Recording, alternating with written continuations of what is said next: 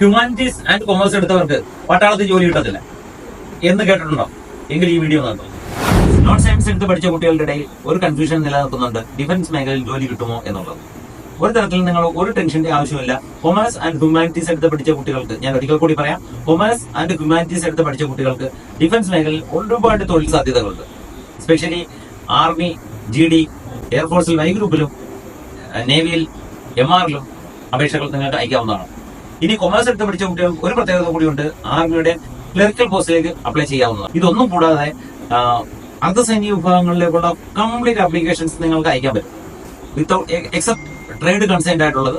അപ്പോൾ SSC GD exam 18 വയസ്സ് കഴിഞ്ഞിരിക്കണം, 170 centimetre height ഉണ്ടായിരിക്കണം. നിങ്ങൾ 10ാം ക്ലാസ് മാത്രം ക്വാളിഫിക്കേഷൻ ആണ് ചോദിക്കുന്നത്.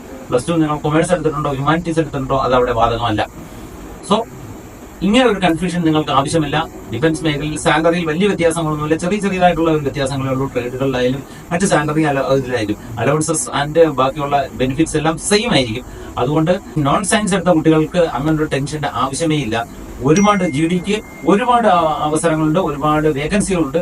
സോ നിങ്ങൾ ഒരു ശങ്കയും കൂടാതെ അപ്ലൈ ചെയ്യുക, നല്ല കോൺഫിഡൻസോടുകൂടി പെർഫോം ചെയ്യുക, നല്ല റിസൾട്ടുകൾ സമ്പാദിക്കുക, നല്ല ജോലിക്കാരാവുക. അപ്പോൾ എല്ലാവരും ഈ ഒരു വീഡിയോയിലൂടെ ബൂസ്റ്റപ്പ് ആവുമെന്ന് ഞാൻ കരുതുന്നു.